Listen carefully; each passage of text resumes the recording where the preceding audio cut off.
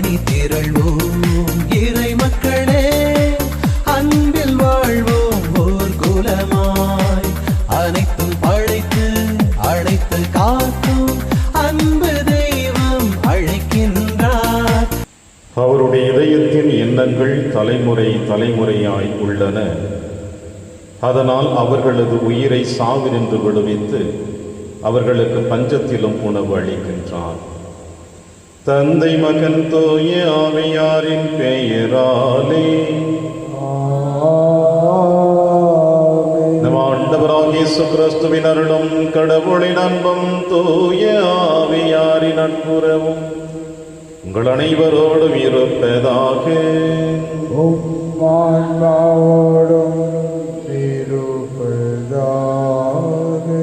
கிறிஸ்து இயேசுவில் எனக்கு பிரியமான அன்புமிக்க சகோதர சகோதரிகளே, மாதத்தின் முதல் வெள்ளிக்கிழமை ஆண்டவர் இயேசு கிறிஸ்துவினுடைய திரு இருதயத்திற்கு ஒப்பு கொடுக்கப்பட்ட நாள். இயேசுவினுடைய அன்பை நாம் உணர்ந்து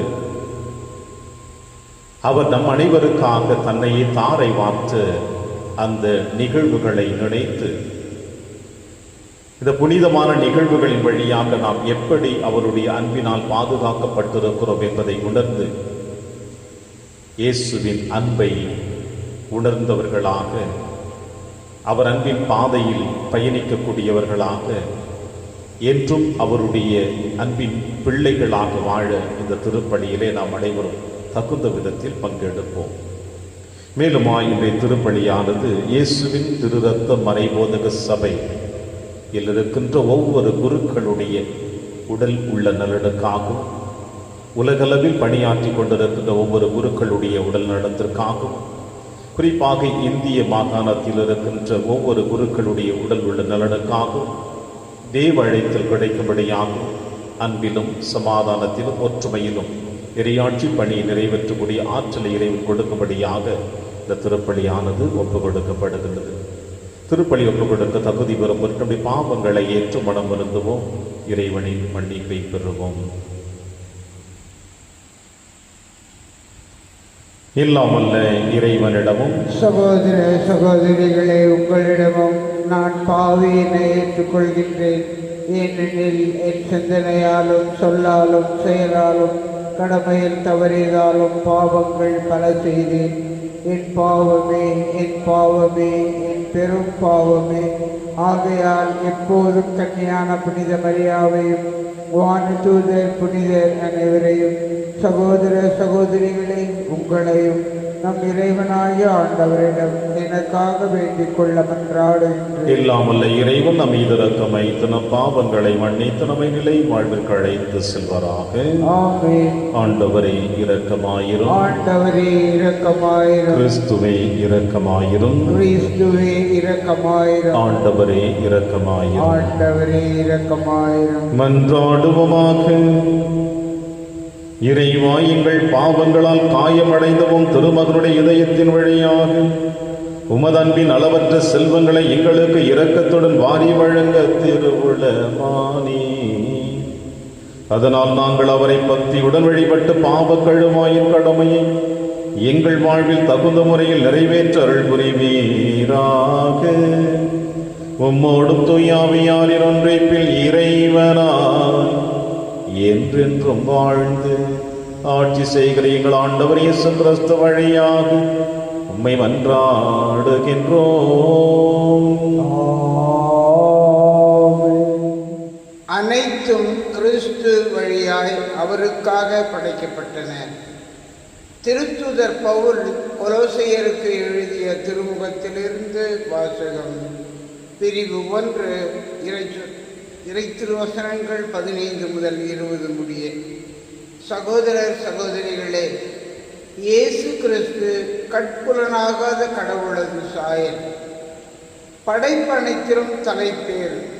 ஏனெனில் விண்ணில் உள்ளவை மண்ணில் உள்ளவை, கட்புலனாகுபவை கட்புலனாகாதவை, அரியணையில் அமர்வோர், தலைமை தாங்குவோர், ஆட்சியாளர், அதிகாரம் கொண்டோர் ஆகிய அனைவரும் அவரால் படைக்கப்பட்டனர்.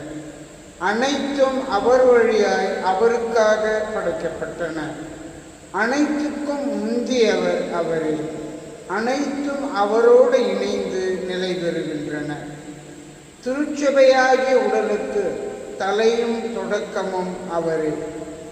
எல்லாவற்றிலும் முதன்மை பெறுமாறு இறந்து உயிர்த்தெழுவோரில் அவர் தலைப்பேறு ஆனவர். தம் முழு நிறைவும் அவருள் குடிகொள்ள கடவுள் திருவுளம் கொண்டார். சிலுவையில் இயேசு சிந்திய இரத்தத்தால் அமைதியை நிலைநாட்டவும் விண்ணில் உள்ளவை மண்ணில் உள்ளவை அனைத்தையும் அவர் வழி தம்மோடு ஒப்புரவாக்கவும் கடவுள் திருவுளம் கொண்டார். இது ஆண்டவர் வழங்கும் அருள்வாக்கு. இறைவனுக்கு நன்றி. பதிலுரை திருப்பாடல் 100. பல்லவி. ஆண்டவரை மகிழ்ச்சியுடன் வழிபடுங்கள். ஆண்டவரை மகிழ்ச்சியுடன் வழிபடுங்கள். அனைத்துலகோரே ஆண்டவரை ஆர்ப்பரித்து வாழ்த்துங்கள். ஆண்டவரை மகிழ்ச்சியுடன் வழிபடுங்கள். மகிழ்ச்சி நிறை பாடலுடன் அவர் திருமுன் வாருங்கள். பல்லவி. ஆண்டவரை மகிழ்ச்சியுடன் வழிபடுங்கள். ஆண்டவரே கடவுள் என்று உணருங்கள். அவரே நம்மை படைத்தவர், நாம் அவர் மக்கள், அவர் மேய்க்கும் ஆடுகள். பல்லவி. ஆண்டவரை மகிழ்ச்சியுடன் வழிபடுங்கள். நன்றியோடு அவர்தம் திருவாயில்களில் நுழையுங்கள். புகழ் பாடலோடு அவர்தம் முற்றத்திற்கு வாருங்கள். அவருக்கு நன்றி செலுத்தி அவர் பெயரை போற்றுங்கள். பல்லவி. ஆண்டவரை மகிழ்ச்சியுடன் வழிபடுங்கள். ஏனெனில் ஆண்டவர் நல்லவர், என்றும் உள்ளது அவரது பேரன்பு. தலைமுறை தோறும் அவர் நம்பத்தக்கவர். பல்லவி. ஆண்டவரை மகிழ்ச்சியுடன் வழிபடுங்கள். வாழ்த்தொலி. அல்லேலூயா, அல்லேலூயா. ஆண்டவர் கூறுகிறார், உலகின் ஒளி நானே. என்னை பின்தொடர்பவர் இருளில் நடக்க மாட்டார், வாழ்வுக்கு வழிகாட்டும் ஒளியை கொண்டிருப்பார். அல்லேலூயா. ஆண்டவர் உங்களோடு இருப்பாராக. ஆன்மாவோடும் இருப்பாராக. தூய லூக்கா எழுதிய பரிசுத்த நற்செய்தியிலிருந்து வாசகம். ஆண்டவரே, மாட்சி உமக்கே. பரிசேயரும் மறைநூலறிஞரும் இயேசுவை நோக்கி, யோவானுடைய சீடர்கள் அடிக்கடி நோன்பு இருந்து மன்றாடி வருகின்றார்கள். பரிசேயர்களின் சீடரும் அவ்வாறே செய்கின்றனர். உம்முடைய சீடரோ உண்பதும் குடிப்பதுமாக இருக்கின்றனர் என்றார்கள். இயேசு அவர்களை நோக்கி, மணமகன் மன விருந்தினர்களோடு இருக்கும் வரை அவர்களை நோன்பு இருக்கச் செய்யலாமா? ஆனால் மணமகன் அவர்களை விட்டு பிரிய வேண்டிய காலம் வரும், அப்பொழுது அவர்களும் நோன்பு இருப்பார்கள் என்றார். அவர் அவர்களுக்கு ஒரு உவமையை கூறினார். எவரும் புதிய ஆடையிலிருந்து ஒரு துண்டை கிழித்து அதை பழைய ஆடையோடு ஒட்டு போடுவதில்லை. அவ்வாறு ஒட்டு போட்டால் புதிய ஆடையும் கிழியும், புதிய துண்டும் பழையதோடு பொருந்தாது. அதுபோல பழைய தோற்பைகளில் எவரும் புதிய திராட்சை மதுவை ஊற்றி வைப்பதில்லை. ஊற்றி வைத்தால் புதிய மது தோற்பைகளை வெடிக்கச் செய்யும், மதுவும் சிந்தி போகும், தோற்பைகளும் பாழாகும். புதிய மதுவை புதிய தோற்பைகளில் தான் ஊற்றி வைக்க வேண்டும். பழைய திராட்சை மதுவை குடித்தவர் எவரும் புதியதை விரும்ப மாட்டார்கள், ஏனெனில் பழையதே நல்லது என்பது அவர் கருத்து. ஆண்டவரின் அருள்வாக்கு. கிறிஸ்துவே, உமக்கு புகழ்.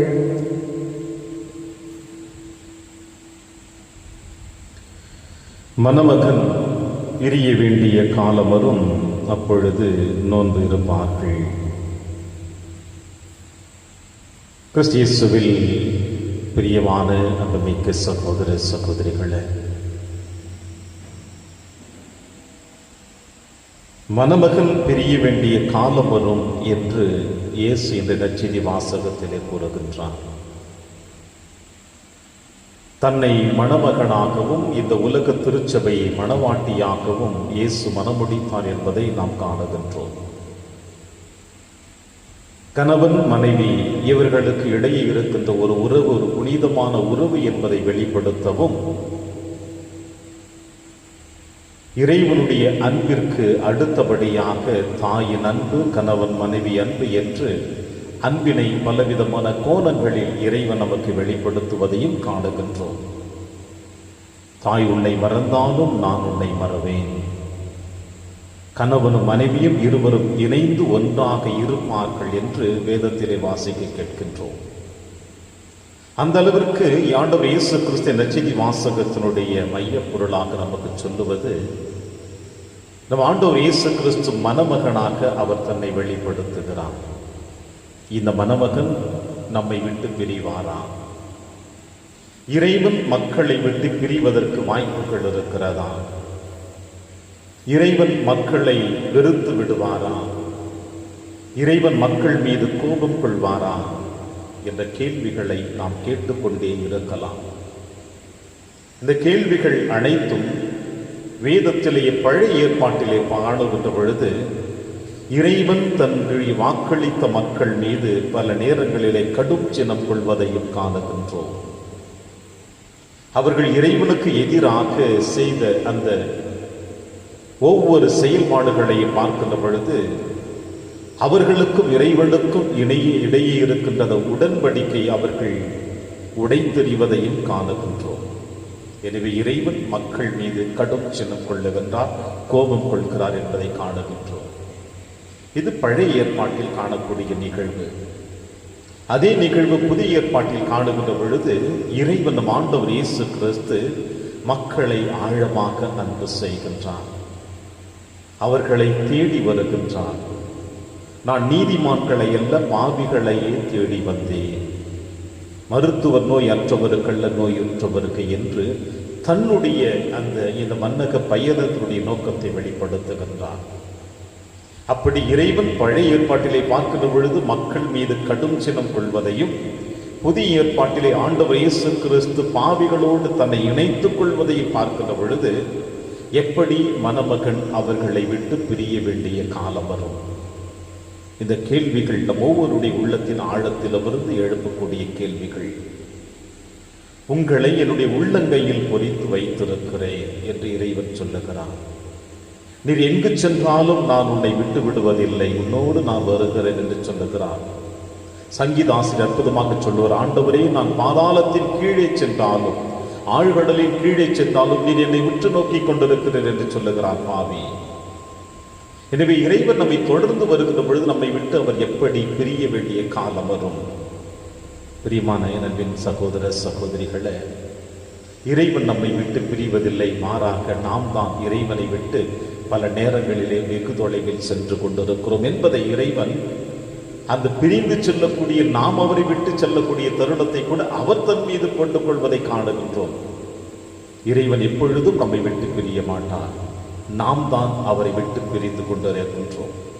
பல நேரங்களிலே அவருடைய அன்பை உணர்ந்து கொள்வதில்லை, அவருடைய ஆசீர்வாதத்தை உணர்ந்து கொள்வதில்லை, அவருடைய பராமரிப்பை உணர்ந்து கொள்வதில்லை, அவர் நம்மோடு கடந்து வருகின்ற ஒவ்வொரு நிகழ்வுகளையும் நாம் உணர்ந்து கொள்வதில்லை.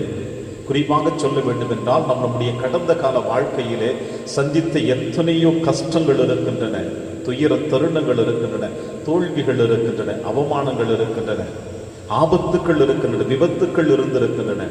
இவை அனைத்திலுமே இருந்து இறைவன் உங்களையும் என்னையும் பாதுகாத்து வந்திருக்கிறார் என்பதை நாம் ஒருபொழுது மறுத்துவிட முடியாது. குறிப்பாக சொல்ல வேண்டும் என்றால் இதோ இந்த கொரோனா காலகட்டங்களிலே இறைவன் உங்களையும் என்னையும் எப்படி பாதுகாத்து இருக்கிறார்?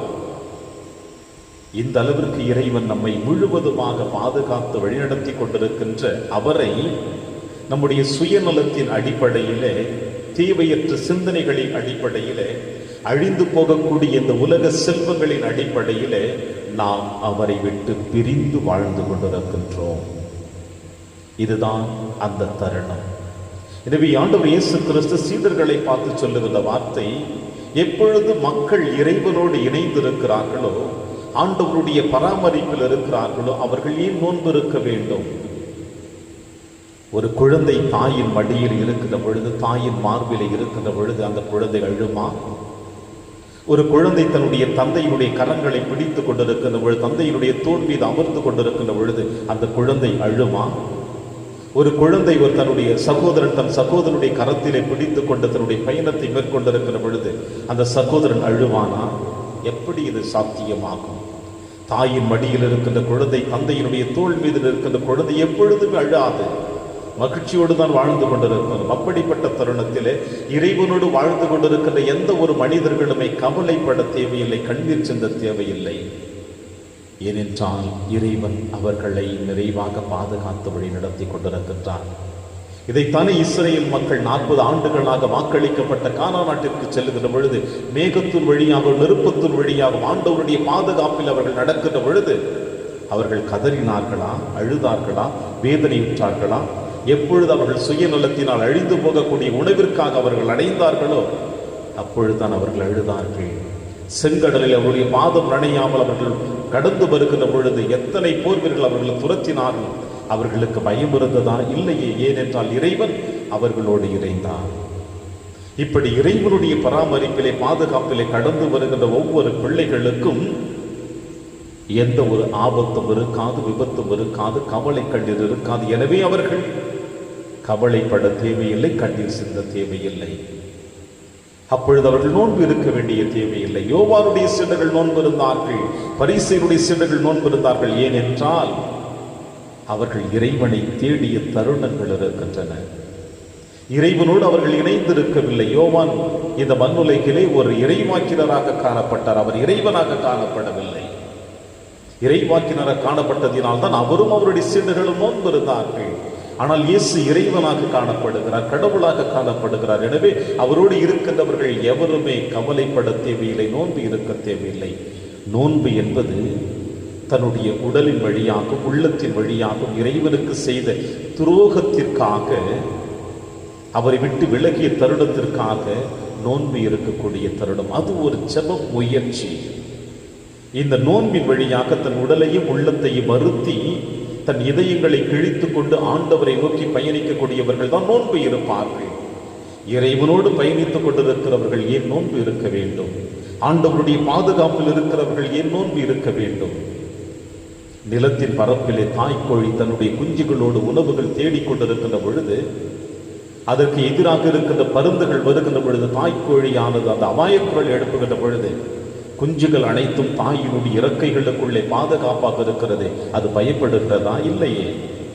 அதுபோல இந்த மண்ணுலகில் வாழ்ந்து கொண்டிருக்கின்ற நீங்களும் நானும் இறைவனுடைய பாதுகாப்பில் இருக்கிற பொழுது நமக்கு நோன்பு தேவையில்லை, கவலை தேவையில்லை. எனவே இறைவன் நம்மோடு இருக்கிறார். ஆனால் இறைவனை விட்டு நாம் பிரிய வேண்டிய காலம் இப்பொழுது என்றால் நாம் அவருக்கு எதிராக செய்த துரோகங்களுக்காக, குற்றங்களுக்காக. அப்பொழுது நாம் நோன்பு இருந்து இறைவனோடு இணைந்து செல்ல நாம் முயற்சி எடுப்போம் என்பதை தான் இயேசு சொல்லுகிறார்.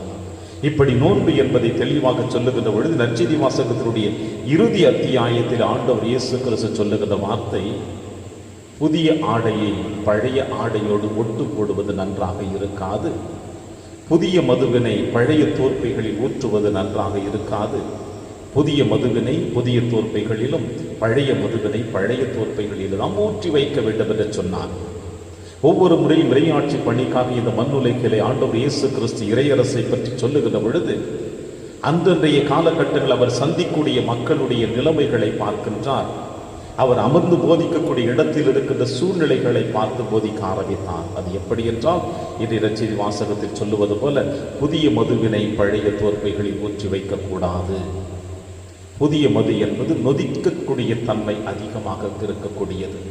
எனவே புதிய மது நொதிக்கக்கூடிய தன்மை அதிகமாக இருக்கிற பொழுது, பழைய தோற்பைகள் ஊற்றுகின்ற பொழுது அது நொதித்தன்மை அதிகமாக எடுக்கின்ற பொழுது தோற்பையானது பெரியதாக விரிச்சல் ஏற்படும். இப்படி பெரியதாக விரிச்சல் ஏற்படுகின்ற பொழுது ஏற்கனவே விரிச்சல் விட்டு இருக்கின்ற அந்த தோற்பையானது அகலமாக வருகின்ற பொழுது அது கிழிந்து அதுவும் கிழியப்படுகிறது, மதுவும் கீழே ஊற்றுகின்றது. எனவே பழைய மதுவினை பழைய தோற்பைகள் ஊற்றுகின்ற பொழுது எந்த விதமான நொதித்தலும் இல்லாமல் பாதுகாப்பாக இருக்கிறது. புதிய மதுவினை ஊற்றுகின்ற பொழுது, புதிய தோற்பைகள் ஊற்றுகின்ற பொழுது, நொதித்தல் எடுப்படுகின்ற பொழுது அந்த பையானது விரிச்சல் அடைகிறது, அதோடு இணைந்து செல்லுகிறது என்று சொல்லுகிறார். எனவே பழையதையும் புதியதையும் இணைக்கின்ற பொழுது எந்த விதமான பலனும் இல்லை என்று சொல்லுகிற பொழுது ஆண்டவர் இயேசு கிறிஸ்து அற்புதமாக சொல்லி இருக்கிறார். 10 கட்டளைகளை 2 கட்டளைகளாக இணைத்திருக்கிறார். உன் கடவுளாகிய ஆண்டவரை முழு உள்ளத்தோடு முழு ஆன்மாவோடும் முழு மனதோடு நம்பி அவரை அன்பு செய்ய கடவையாக. உன்னை நீ அன்பு செய்வது போல பிறரையும் அன்பு செய். எப்பொழுது ஒருவன் இறைவனை ஆழமாக அன்பு செய்கிறானோ அவன் அடுத்தவர்களையும் அன்பு செய்ய ஆரம்பிப்பான். தனக்கு ஏற்படுகின்ற துன்பங்கள் அடுத்தவர்களுக்கு வந்துவிடக்கூடாது என்பதற்காக அடுத்தவர்களையும் அன்பு செய்கிறான், தன்னையும் அன்பு செய்கிறான். இங்கே பரிசேயர்கள் வெளிவேடமாக கடவுளை அன்பு செய்கிறேன் என்று சொன்னார்கள். ஆனால் அவர்கள் கடவுளையும் அன்பு செய்யவில்லை, அடுத்தவர்களையும் அன்பு செய்யவில்லை. வெளி அடையாளமாக வார்த்தை மட்டும்தான் அவர்கள் அன்பு செய்வதாக காணப்பட்டது. செயல்பாடுகள் 0 அளவிலே காணப்பட்டது. எனவே ஆண்டவர் இயேசு கிறிஸ்து உங்களுடைய பழைய சிந்தனைகளை ஒதுக்கி வைத்துவிட்டு புதிய சிந்தனைகளோடு என்னோடு பயணித்து வாருங்கள் என்று அழகாக அற்புதமாக இயேசு அழைப்பு கொடுக்கிறார். இந்த அழைப்பு கொடுத்த ஆண்டவர் இயேசு கிறிஸ்து தான் கல்வாரி மலையிலே வானுக்கும் மண்ணுக்கும் இடையிலே தொங்கிக் கொண்டிருக்கின்ற பொழுது தன்னுடைய வார்த்தைகள் ஒவ்வொன்றையும் அவர் தெளிவாக வாழ்வாக வாழ்ந்து காட்டினார். இனி நீங்கள் என்னுடைய பணியாளர்கள் அல்ல, என்னுடைய நண்பர்கள் என்று நான் அழைக்கிறேன். என்னுடைய நண்பர்கள் என்னுடைய சகோதரர்கள் என்று சொன்னார். அதனுடைய உச்சக்கட்டம் தான் அம்மா இதோ உன் மகன் என்று யோவானை தன் தாயிடம் அர்ப்பணித்து விட்டான். அதே ஆண்டவர் இயேசு கிறிஸ்து சிலுவையில் தொங்கிக் கொண்டிருக்கிற பொழுது தந்தையை இவர்கள் செய்வது இன்னதென்று தெரியாமல் செய்கிறார்கள், இவர்களை மன்னியும் என்று சொன்னார். ஒரு கண்ணத்தில் அறைந்தால் மறுகண்ணத்தையும் காட்டு என்று சொன்னவர் இதோ மறுகண்ணத்தையும் காட்டி தன்னை அறைந்தவர்களுக்காக தன்னுடைய தந்தையிடம் பரிந்து பேசினார், அவர்களுக்காக மன்னிப்பையும் பெற்று தந்தார். இறுதியாக ஆண்டவர் இயேசு கிறிஸ்து இன்றே நீ என்னோடு வான்வீட்டில் இருப்பாய் என்று கல்வனையும் மன்னித்து அவரையும் தன்னுடைய தந்தையின் அருகிலே அமர வைத்தார். இவ்வாறு வாழ்ந்து கொண்டிருக்கிற பொழுதே புதுமைகளை செய்து கொண்டிருந்த மன்னிப்பு கொடுத்து கொண்டிருந்த ஆண்டவர் இயேசு கிறிஸ்து இறந்த பிறகும் அவருடைய விழாவினை ஈட்டியால் குத்திய படை வீரனுக்கு பார்வை என்கின்ற புதுமையை கொடுத்தார். அவனும் மண்டியிட்டு உண்மையிலே இவர் இறைமகன் என்று சொன்னார். இதுதான் புதிய அற்புதமான உடன்படிக்கை, புதிய அன்பு. புதிய தோற்பைகளில் ஊற்றி வைக்கக்கூடிய அந்த மதுவானது எந்த அளவிற்கு விரிச்சல் கொடுத்து அகழமான ஆழமான பாழதை கொடுக்கிறதோ அதுபோல் ஆண்டவர் இயேசு கிறிஸ்துவின் அன்பு உங்களுக்கும் எனக்கும் அகலமான ஆழமான பாதையை கொடுக்கும். இந்த புதிய தோற்பைகளிலே நாம் அனைவரும் புதிய மதுவு போல இயேசுவோடு இணைந்திருப்போம். அப்பொழுது நாம் பலன் கொடுப்போம் என்ற நம்பிக்கையோடு தொடர்ந்து இது திருப்பலியிலே மன்றாடுவோம். இறைவன் உங்களையும் என்னையும் நிறைவாக ஆசீர்வதிப்பார். ஆமென்.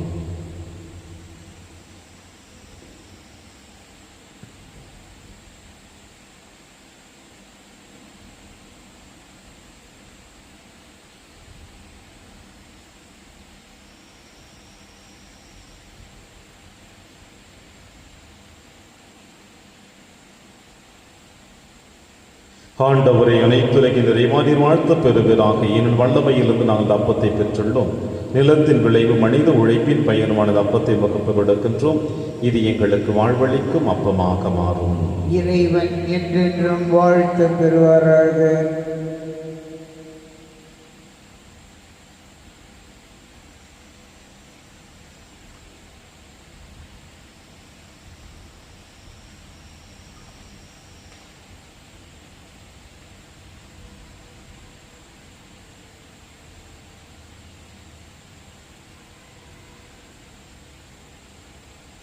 ஆண்டவரை அனைத்துலகின் நிறைவானீர் வாழ்த்த பெறுவீராக. ஏனெனில் வல்லமையிலிருந்து நாங்கள் ரசத்தை பெற்றுள்ளோம்.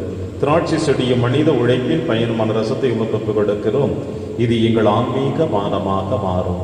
இறைவன் என்றென்றும் வாழ்த்து பெறுவாராக.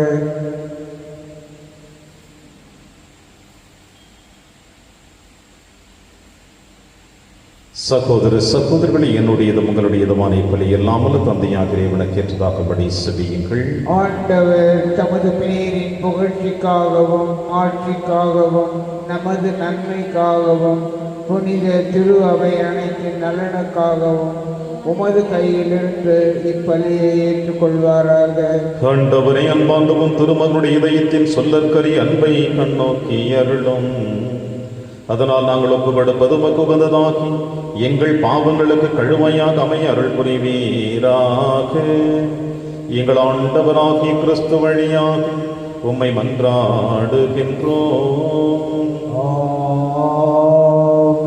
ஆண்டவர்களோடு இருப்பாராக. ஆன்மாவோடும் இருப்பாராக. இதயங்களை மேலே எழுப்புங்கள். ஆண்டவரிடம் நம் இறைவனாகிய ஆண்டவருக்கு நன்றி கூறுவோம். அது தகுதியும் நீதியுமானது. ஆண்டவரை தூயவரான தந்தையை என்றும் உள்ள எல்லாம் வல்ல இறைவா, எங்கள் ஆண்டவராகிய கிறிஸ்து வழியாக என்னாலும் எவ்விடத்திலும் நாங்கள் உமக்கு நன்றி செலுத்துவது மெய்யாகவே தகுதியும் நீதியுமாக எங்கள் கடமையும் ஏற்புக்குரிய செயலுமாகும். சிலுவையில் உயர்த்தப்பட்ட கிறிஸ்து வியப்புக்குரிய அன்பினால் தம்மையை எமக்காக கையளித்தார். குத்தி திறக்கப்பட்ட விழாவிலிருந்து இரத்தமும் தண்ணீரும் வழிந்தோட செய்தார். இதிலிருந்து திரு அவையின் அருளடையாளங்கள் வெளிப்பட்டன. இவ்வாறு மீட்பரின் திறந்த இதயத்திடம் அனைவரும் ஈர்க்க பெறவும் மீட்பளிக்கும் ஊற்றுகளிலிருந்து மகிழ்ச்சியுடன் முகந்து கொள்ளவும் செய்தருளினார். ஆகவே புனிதர், வானக தூதர் அனைவரோடும் நாங்களும் சேர்ந்து உம்மை புகழ்ந்தேத்தி முடிவின்றி சொல்லுவதாவது: தூயவர் தூயவர் தூயவர், வான்படைகளின் கடவுளாம் ஆண்டவர். விண்ணகமும் மன்னகமும் உமது மாட்சியால் நிறைந்துள்ளன. உன்னதங்களிலே ஓசன்னா. ஆண்டவர் பெயரால் வருகிறவர் ஆசி பெற்றவர். உன்னதங்களிலே ஓசன்னா. ஆண்டவரே, நீர் மெய்யாகவே தூயவர், தூய்மை அனைத்திற்கும் ஒன்றாகவே உம்முடைய ஆவியை பொழிந்து இக்காணிக்கைகளை தூய்மைப்படுத்த உம்மை வேண்டுகிறோம். இவ்வாறு எங்கள் ஆண்டவர் இயேசு கிறிஸ்துவின் உடலும் இரத்தமுமாக எங்களுக்கு இவை மாறுவனவாக. அவர் பாடுபட உளம் கணிந்து தம்மை கையளித்து தமது அப்பத்தை எடுத்து நன்றி செலுத்தி அதை பிட்டு தம் சீடருக்கு அளித்து அவர் கூறியதாவது: அனைவரும் இதிலிருந்து பெற்று உண்ணுங்கள், ஏனெனில் இது உங்களுக்காக கையளிக்கப்படும் என் உடல்.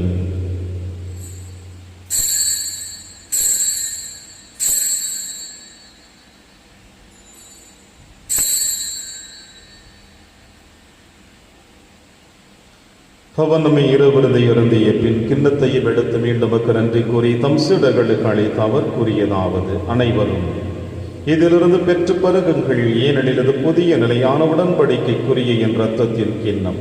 இது பாவ மன்னிப்புக்கென்று உங்களுக்காகவும் பலருக்காகவும் சிந்தப்படும். இதை என் நினைவாக செய்யுங்கள்.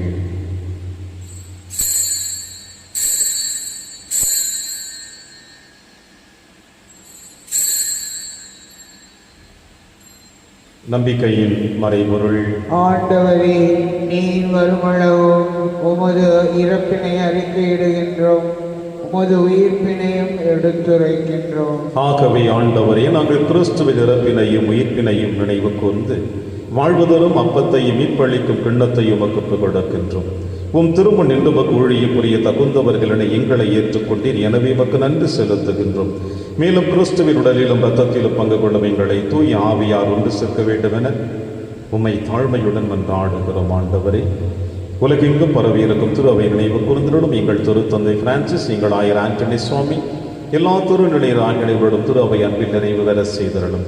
மேலும் உயிர்த்தெழும் எதிர்நோக்குடன் துயில் கொள்ளும் எங்கள் சகோதர சகோதரிகளையும் இறந்தோர் அனைவரையும் இரக்கத்துடன் நினைவு கொண்டு உமது திருமுகழில் ஏற்றலும் எங்கள் அனைவர் மீதும் இரக்கமாயிரும். கடவுளில் கண்ணி தாயான புனித மரி, அவருடைய கணவரான புனித யோசேப்பு, புனித திருத்தூதர்கள், புனித பிரான்சிஸ் சேவேரியார், புனித கஸ்பார் மற்றும் இவ்வுலகில் நமக்கு உகந்தவராயிருந்தாகிய புனிதர் அனைவருடனும் நாங்கள் நிலைவாழ்வில் பங்கு கொள்ளும் தகுதி பெற்று உம் திருமகன் இயேசு கிறிஸ்து வழியாக உம்மை புகழ்ந்தேத்து மரபொருள உம்மை மன்றாடுகின்றோம். இவர் வழியாக இவரோடு இவரில் எல்லாம் அல்ல இறைவனாகிய தந்தையே, தூய ஆவியாரின் ஒன்றைப்பில் எல்லா புகழும் ஆட்சியும் என்றென்றும் உமக்கு உரியதே. ஆமென், ஆமென், ஆமென்.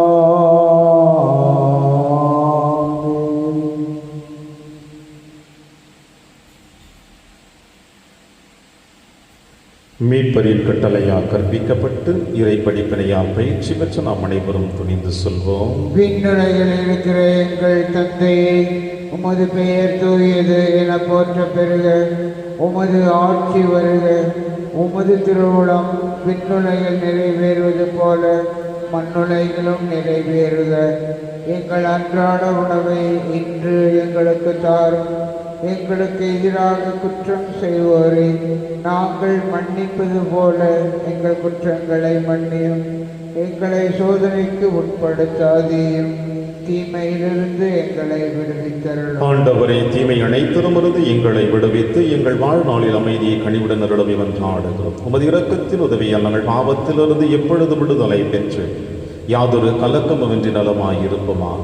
நாங்கள் எதிர்நோக்கி இருக்கும் பேரின்பத்திற்காகவும் மீட்பராக இயேசு கிறிஸ்து வருகைக்காகவும் காத்திருக்கின்றோம்.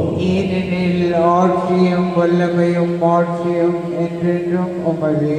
ஆண்டவரே இயேசு கிறிஸ்துவே, அமைதியை உங்களுக்கு விட்டுச் செல்கிறேன், அமைதியை உங்களுக்கு அளிக்கிறேன் என்று உம் திருத்துதர்களுக்கு வழிந்தீரேன்.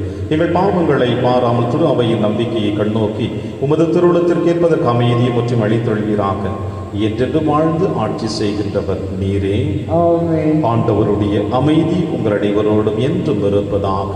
உம் ஆன்மாவோடும் இருப்பதாக. ஒருவருக்கொருவர் உறவின் வாழ்த்தை அறிவித்து மகிழ்வோம். சமாதானம். உலகின் பாவங்களை போக்கும் இறைவனின் செம்மறியே, எங்கள் மேல் இரக்கமாயிரும். உலகின் பாவங்களை போக்கும் இறைவனின் செம்மறியே, எங்கள் மேல் இரக்கமாயிரும். உலகின் பாவங்களை போக்கும் இறைவனின் செம்மறியே, எங்களுக்கு அமைதியை அளித்தருளும்.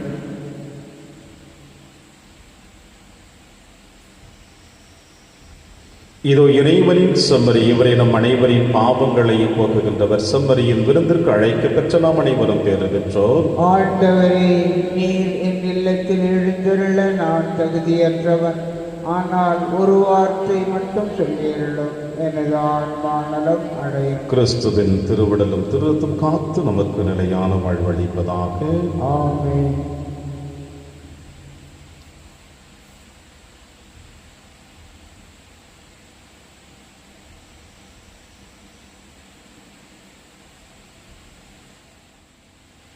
கிறிஸ்துவின் ஆன்மாவே, என்னை புனிதமாக்கும். கிறிஸ்துவின் திருவுடலே, என்னை மீட்டருளும். கிறிஸ்துவின் திரு இரத்தமே, எனக்கு எழுச்சியூட்டும். கிறிஸ்துவின் விழாவின் தண்ணீரே, என்னை கழுவிடுமே. கிறிஸ்துவின் பாடுகளே, என்னை தேற்றிடுமே. ஓ நல்ல இயேசுவே, எனக்கு செவிசாயும். உம் திருக்காயங்களுள் என்னை மறைத்தருளும். உம்மிடமிருந்து என்னை பிரிய விடாதே. தீய பகையிடமிருந்து என்னை காத்தருளும். எனது இறப்பின் வேளையில் என்னை அழைத்தருளும். உம்மிடம் வர எனக்கு கட்டளையிட்டருளும். புனிதர்களோடு எக்காலமும் உம்மை புகழ செய்யும். ஆமென். படை வீரர்கள் ஒருவர் அவருடைய விலாவை ஈட்டியால் குத்தினார். உடனே இரத்தமும் தண்ணீரும் வெளிவந்தன. நன்றி கூறி மன்றாடுவோமாக. ஆண்டவரே, இந்த அன்பின் அருள் அடையாளம் எங்களை புனித அன்பு தீயால் பற்றி எறிய செய்வதாக. இவ்வாறு நாங்களும் திருமகனிடம் என்றும் ஈர்க்க பெற்று எங்கள் சகோதர சகோதரிகள் அவரை கண்டு கொள்ள கற்றுக்கொள்வோமாக. எங்கள் ஆண்டவராகிய கிறிஸ்து வழியாக உம்மை மன்றாடுகின்றோம். ஆண்டவர் உங்களோடு இருப்பாராக.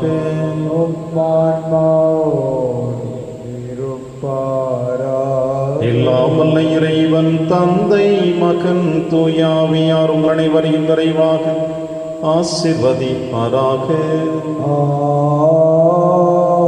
சென்று வாழுங்கள். திருப்பலி நிறைவேறிற்று. இறைவனுக்கு